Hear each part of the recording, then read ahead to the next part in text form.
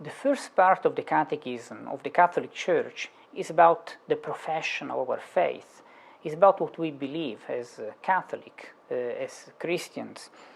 And after a first section, which is about the revelation and the sources of revelation, tradition and sacred scripture, and about our act of faith in God who reveals himself to us, after this first section, which is a sort of general introduction to the entire depositum fidei, the entire container of the truth that we are supposed to believe as Christians, the real game begins. The second section starts going through the one by one through the truth included in the creed, and it's entitled the creeds because there have been different versions of our creed in the history of the church, and the very beginning is about, of course, the very beginning of the creed. I believe in God the Father, and this is the first chapter of the second section of this part of the Catechism. I believe in God the Father.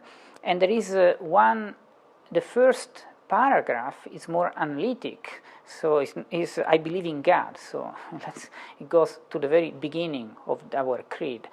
So, and then it keeps going with the Father. This first paragraph, which is like a chapter itself, so it's divided into other smaller sections, which are focused mostly on the name of God, on the name that God reveals in the famous passage of Exodus to Moses, and we are about to read it. It also focuses on at the very outset, at the beginning. It focuses on the unity of God. The very first section is I believe in one God, which was a very important issue, especially in the Old Testament, for ancient cultures which were highly polytheistic. So, in a sense, at the beginning, Jewish religion, Christian religion had to slowly recreate a different culture in which there is only one God, which, again, in ancient times was some kind of cultural revolution. Even in the Bible, sometimes culturally it's almost impossible to state directly the unity of God. So it has to be presented as the highest among the gods. But then slowly the idea of the unity of God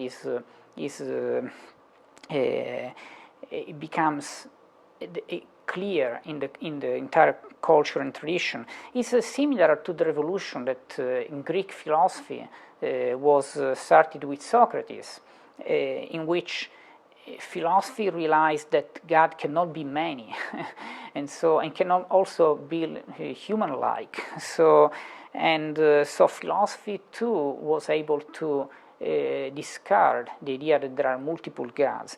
So this first section, this first paragraph of the second part of the Catechism highlights the unity of God, and highlights also in the third small section that God is truth and love, and then it draws some consequences of the faith in the one God. But the core, in a sense, of this paragraph is the name of God. So let's read this famous passage that we all know very well, but we need to recall it vividly in our minds now. Moses said to God, "If I come to the people of Israel and say to them, 'The God of your fathers has sent me to you,' and they ask me, 'What is his name?' What shall I say to them?" God said to Moses, "I am who I am." And he said, "Say this to the people of Israel, 'I am has sent me to you.' This is my name forever, and thus I am to be remembered throughout all generations." This mysterious revelation of God is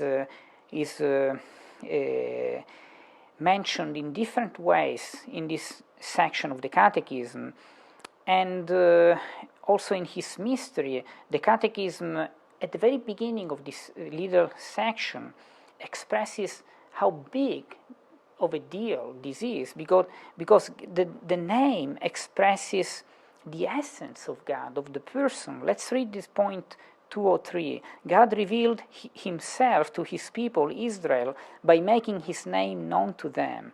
A name expresses a person's essence and identity and the meaning of this person's life. God has a name. He is not an anonymous force. To disclose one's name is to make oneself known to others. In a way, it is to hand oneself over by becoming accessible, capable of being known more intimately and addressed personally. So it is a big deal. The name expresses the essence and the identity of God. And this name in particular, because there are different names used in the Revelation. God revealed himself through many names, and the Bible includes several names of God, but this one is the most important one. And this is how the following article of the Catechism goes. God revealed himself progressively and under different names to his people, but the revelation that proved to be the fundamental one for both the Old and the New Covenants was the revelation of the divine name to Moses in the theophany of the burning bush, on the threshold of the Exodus and of the covenant on Sinai. So this is the real deal, the revelation of God's name. And the Catechism highlights several interesting nuances and features of this revelation. For example, the fidelity of God and his being present to his people in history. The Catechism focuses on this feature especially through the present tense of this revelation, I am, which indicates a constant presence. And he does it in point 207, but also in point 211. And focusing also on the lines that precede this revelation of the name, which God says, I'm the name of, I'm the God of your father, of Abraham, the God of Isaac, and the God of Jacob. The Catechism says God is the God of the fathers. So he is the God of his people. So it's a personal revelation to his people. And so it expresses this fidelity. But then the Catechism highlights that this revelation is highly mysterious too. So it's almost like God is revealing his name in a way that is not even a revelation. So he says, let me read point 206 of the Catechism here. In revealing his mysterious name, Yahweh, God says who he is and by what name he is to be called. This divine name is mysterious just as God is mystery. It is at once a name revealed and something like the refusal of a name, and hence it better expresses God as what he is, infinitely above everything that we can understand or say. He is the hidden God, his name is ineffable, and he is the God who makes himself close to man. So it is somehow it's almost contradictory. So this revelation of God's name is the most important one. And names express essence and identity. And this revelation has been so important in the Old and the New Testament for our religion. But then it's also almost like a refusal of a name. It expresses a mystery, hidden God. It expresses what is ineffable, so what cannot be expressed. So it's almost a contradiction. It expresses something which is what cannot be expressed by words. And the Catechism, at the very end of this section, highlights this mystery, indicating that this name gives us the idea of the fullness of being of God. Let me read this point too very quickly. The revelation of the ineffable name, I am who am, contains then the truth that God alone is, in capital letters. And let me just skip quickly. God is the fullness of being and of every perfection, without origin and without end. All creatures receive all that they are and have from him, but he alone is his very being, and he is of himself everything that he is. This point is more philosophical in a sense.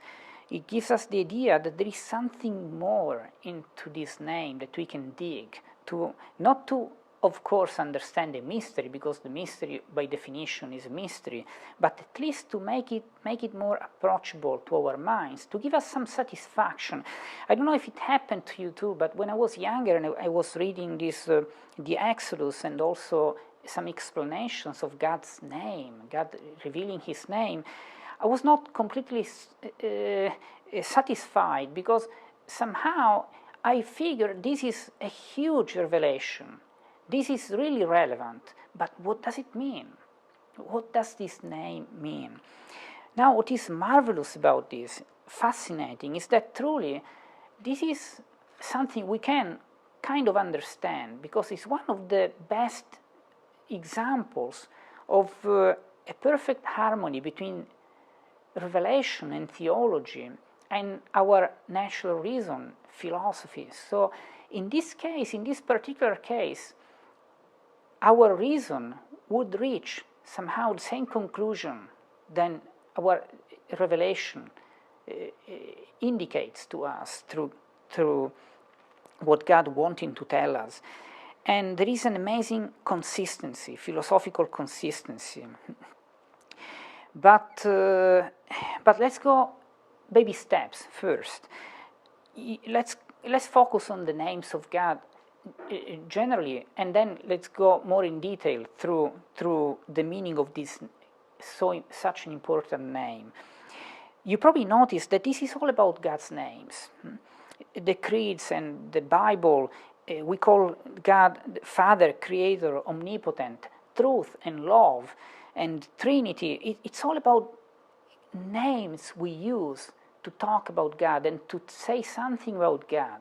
All these names are supposed to say something about God. But and it's a big deal, you know. The name, the Catechism says, expresses a person's essence and identity, the meaning of this person's life, point 2 or 3. But how can we give names to God in the first place? After all, our names indicate something that is here, is in our mind, is in our ideas. So can we contain the essence of God? Can we include God in our mind and express by our words His essence? How is that even possible?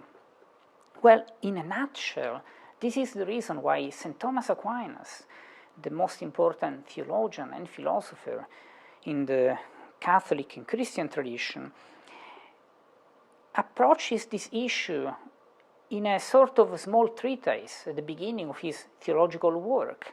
In the Summa Theologiae, the most important work he wrote, it would be in question 13, in the first part of the Summa. The Summa is divided into 4 parts, and each part is divided in chapters which are called questions in the scholastic tradition.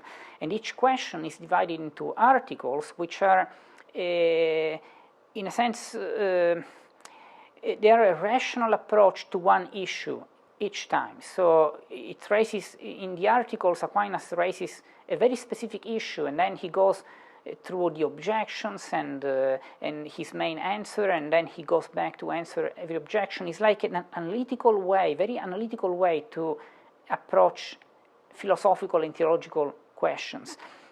So in the first part of the Summa, he approaches the problem of the names of God in question 13, and the very first article goes straight to the point. He says, it seems that no name can be given to God, that no name in Latin is convenient to him, can express his essence. And so it's usually Aquinas would open each article in the opposite way according to his answer. So he wants to say that names can express God's essence, and that's why he says it the opposite way. So this way he would list some objections. So it seems that no name can be given to God because of this, and that, and he mentions other authors, and then he answers the question himself, and this is the opening article. So, and in this article, he gives us a way to make sense of God's names, of our way to name God. And it's definitely worth reading. It's a door that opens for us the entire, realm of talking meaningfully of God, about God.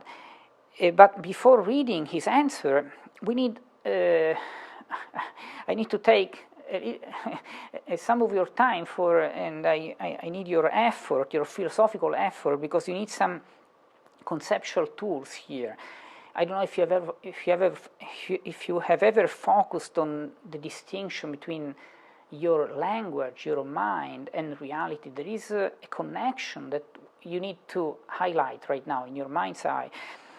There are different things. So our words, the names, the terms we use, they are signs. Technically, sign is an important philosophical term. Are a sign. They recall to our mind something else, which is our own ideas. So our words are signs of our ideas. Significance, better. Significance from Latin.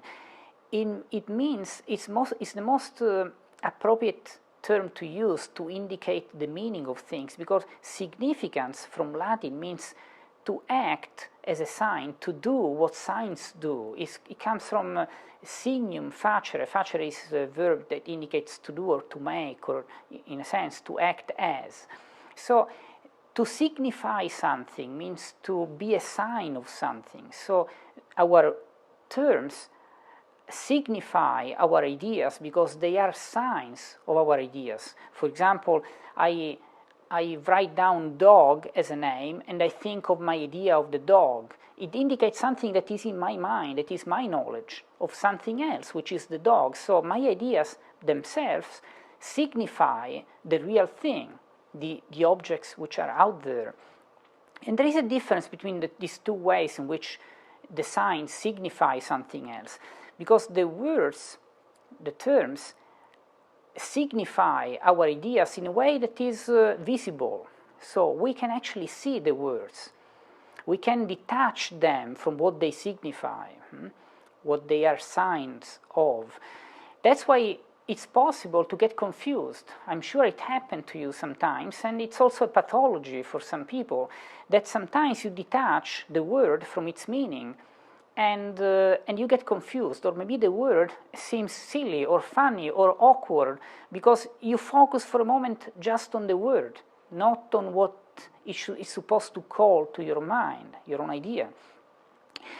And it's like focusing only on the smoke and not on the fire, which is what you should think of. And this is called an instrumental sign. In more traditional philosophical language, because it's a sign that you can see as an instrument of what is supposed to signify. In the case of our ideas, it's different. Our ideas are signs of the real things. Our idea of dog is a sign of the real thing, the real dog, and but there is no way you can detach the two things. When you actualize in your mind the idea of dog, you are thinking of the dog. There is no way in which you can get confused that way. So this is called formal sign. And so why this premise? Because clearly Aquinas would agree, and this is counterintuitive compared to his conclusion, that clearly when we name things, when we use our language, we refer to what we have in our mind, so we can only name things that we understand. So from that viewpoint, of course, we couldn't name God, because God is beyond our understanding. He's beyond us. So how does it work? What is the path that Aquinas will open to our minds to make sense of God's names? The path is that we should remember that in this life, we know God through something else, through creation. And so it's true that our names indicate something that we understand. It's our ideas of the reality. But reality is made and is similar as an effect, as an artifact to his maker. So somehow we can refer this meaning to a higher reality that we don't know directly. But this is not inconsistent, because if there is a connection between this object and his maker, which is the same path that he follows to prove somehow the existence of God, to show how our minds can reach the existence of God. Now, let's read what he says at this point. I answer that since, according to the philosopher Aristotle, words are signs of ideas, and ideas the similitude of things, it is evident that words relate to the meaning of things signified through the medium of the intellectual conception. It follows, therefore, that we can give a name to anything in as far as we can understand it. This is what we just said. Now, it was shown above in the previous part of the Summa, in the previous chapter somehow, that in this life we cannot see the essence of God. God is not here. It's not like the dog or ourselves. We cannot see God. But we know God from creatures as their principle, and also by way of excellence and remotion. In this way, therefore, he can be named by us from creatures, yet not so that the name which signifies him expresses the divine essence in itself. Thus the name man expresses the essence of man in himself, since it signifies the definition of man by manifesting his essence, for the idea expressed by the name is the definition. So we don't have God here present. So what we express about God is not like what we express about man when we have the man in front of us. So, but still we can name God from creatures, but not in a way, again, in which it signifies God in himself for what he is. In other classes, I talked more in details about how the process goes. I mean, from our mind's process goes from this earth, from this creation to God, to the existence of God. And I use the example of the Ferrari. I don't want to talk too much of the Ferrari. It can be any car or any machine, a spaceship. But it's very helpful to use an example. So think of the Ferrari as if it were, or a spaceship, as if it were the reality we have around us. And think that you are maybe an alien from outer space, or maybe you are a human and you see a spaceship, which is clearly not made by human beings. Now, if you focus on this spaceship and you understand how it works, you understand that this spaceship is rational, is an intelligible object, which clearly doesn't build itself, doesn't explain its own rationality. So you know, what you know is limited by the object you know directly and you have in front of you. So every idea you form in your mind about this spaceship is limited by what you directly know. But it logically can lead you to name something about the maker, the alien, or Mr. Ferrari, or God in the case of this world, because clearly the Mr. Ferrari should be at least intelligible to make the Ferrari a rational object. So this passage, but again, we don't know directly who the alien is. We just have the spaceship. It can be any kind of alien, right? We don't know what this alien really is, but we can say something about the alien. The alien should be intelligent.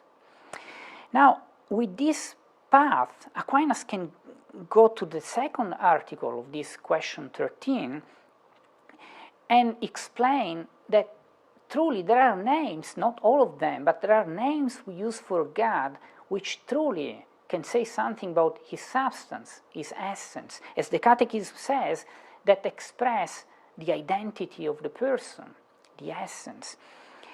And of course, says Aquinas, not negative names which only express what God is not, or not even those names which only talk to God as related to creatures.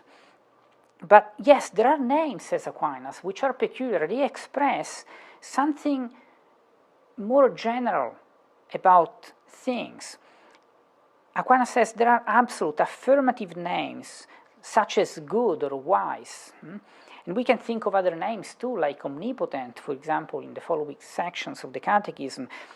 Now, all the attributes of God, of course, the things we say about God's essence in our philosophical and theological tradition.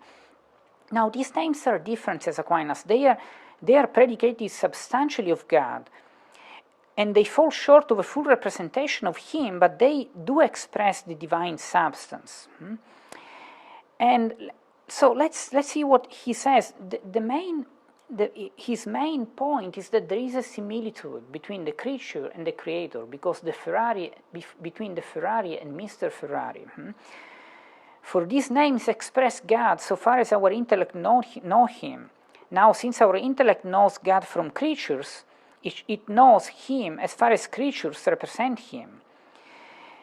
Now, it is shown above in the previous article, in the previous question and articles of this part, especially question 4, that God prepossesses in Himself all the perfections of creatures, being Himself simply and universally perfect. Hence, every creature represents Him and is like Him so far as it possesses some perfection. So there is a similitude, a resemblance.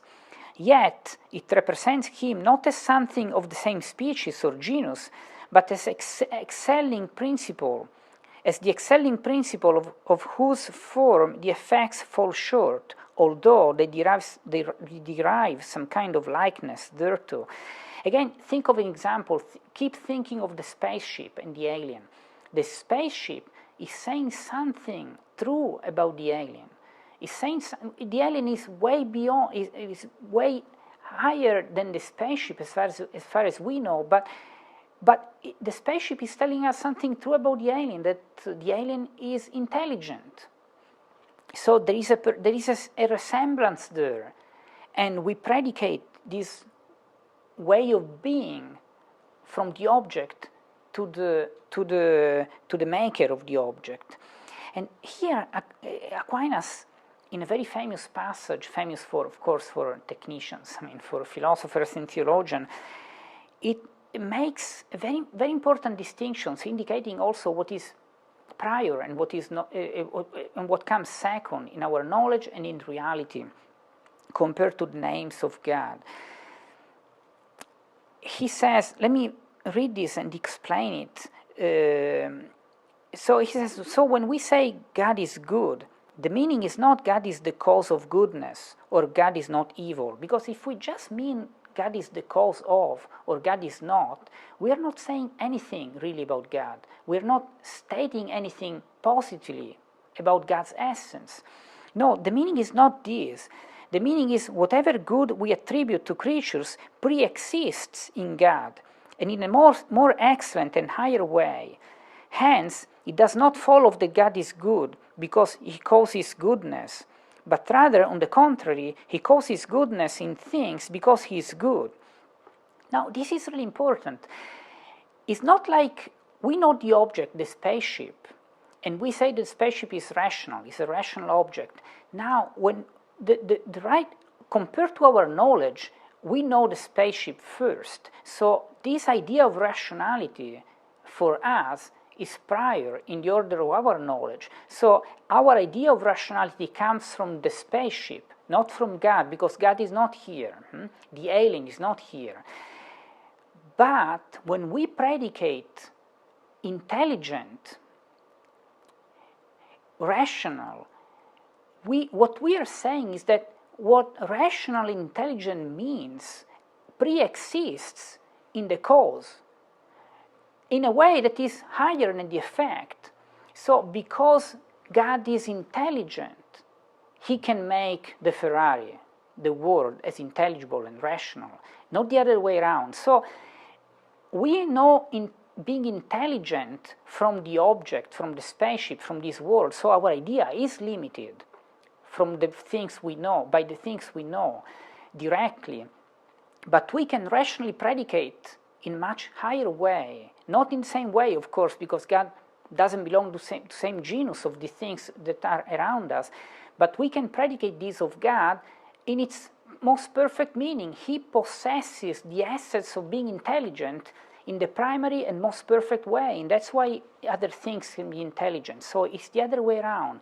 whatever we call good is in God first, in the most excellent way. So this is the reason why when we see these things in creatures which goes beyond their limited way of being, these things can be predicated of God and they can express God's essence, God's substance.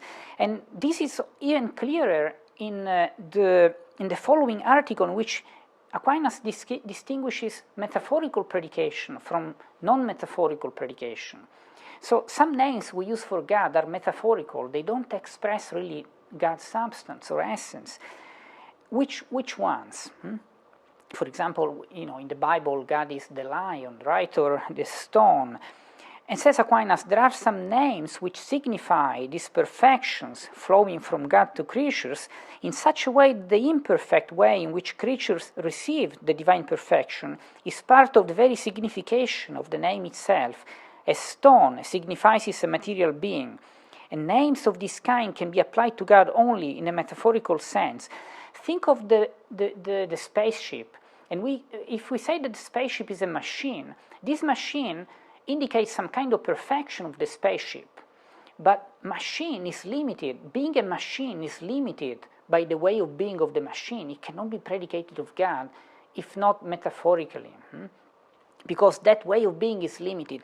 But there are other names which they express some perfection of things that is not limited by their way of beings, specific way of beings.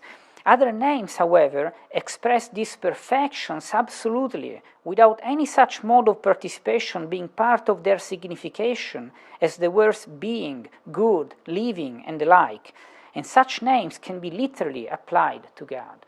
So Aquinas is saying that there are perfections in this world that we can rationally understand as caused by God, which are not limited by the way things exist in this world. These perfections can be named, and these names can be applied to God to express His essence, His substance, of course in a way that goes beyond our capacity to understand, but which is meaningful and truthful. Now, with this kind of general background, Aquinas would approach also our main question, the question about God's proper name given to Moses. And he does it in question 13, article 11. And he says, yes, this is the most proper name of God. And even here I need a little metaphysical premise here. I need you to focus on the distinction between act of being and essence. Essence or form/form is the same thing. This is a metaphysical important distinction that we need to understand why this name is so perfect for God, even philosophically speaking. Everything that is something is limited by its way of being. You can say that this is a book, this is a tablet PC, this is a podium, this is a sport coat, or this is a tie. No, this is something. Now, every time you add something after this is, you limit the is using a very specific way of being, book, tie, podium, whatever. So what really expresses the essence of things, their form, which is the definition of things. When we define what a book is, we are actually saying what the book is its essence, definition. The essence/definition is logically the same thing. But this limits the is. And there are two different things, because things are, and this being, in Latin esse, which indicates the existence, their being as real, as existing, is an action of existing. This is something that belongs to the is of everything, but then their way of being specifically would limit that being. And there are different things, because we are not talking about imaginary things, but the real existing beings, right? So these real existing beings have this co-metaphysical principle. They are, and they are something. They are, and this is the act of being, and they are something which is their essence. Now, clearly, it's clear, if we say something more in the case of God that goes after the is, we limit God's essence, in a way that is not fitting with God's nature, that cannot be limited even by time. We cannot add anything after is in the case of God, because everything more would be a limitation. So, if we want to express God's nature in the most perfect way, all we should say is God is. And that's it. Because this is open to everything. And here it's interesting that Aquinas gets poetic too, just to give you an image of this openness to being. I'm going to read it, so I'm not holding this into, too much. I mean, so more specifically, Aquinas gives three reasons why this name is the most fitting with God's nature, God's being. But truly, the meaning, the reason is just one, is the one we expressed, that every essence added to is would limit the is of God. But Aquinas spells it out in three ways, which is pretty much the same way in which the Catechism does. He says that because of its signification, for it does not signify form, essence, but simply existence itself, in Latin esse, ipsum esse. It's impossible to translate esse from Latin into English, so sometimes it's translated as being, sometimes as existence, because it indicates the being as existent, the act of being, the is of things, the fact that they are. Hence, since the existence of God is his essence itself, which can be said of no other, it is clear that among other names, this one especially denominates God, for everything is denominated by its form. And then, secondly, he focuses on the universal meaning attached to this is, which encompasses everything. And this is the moment in which he gets more poetic too. So he says that, he explains that the more names are determinate, the less they are applicable to God. So the more they are indeterminate in beings, the more they are applicable to God. So saying just God is totally indeterminate compared to the essence, and that's why it's the most appropriate for God. And he closes this reason this way. Now, by any other name, some mode of substance is determined, whereas this name, he who is, determines no mode of being, but is indeterminate to all, and therefore it denominates the infinite ocean of substance. This is a kind of poetic expression, the infinite ocean of substance. And the third reason would be the same one that the Catechism used for the fidelity of God, is being present with his people all the time, the present tense mode, which indicates that God is outside time, is not subject to time. Thirdly, from its consignification, for it signifies his present existence, and this above all properly applies to God, whose existence knows not past or future, as Augustine says. Now, again, this name revealed by God is mysterious, but it's also a fascinating and marvelous harmony between our theology and the revealed truth, and the truth that sometimes with philosophy, good philosophy and our reason, we can achieve through our reflections.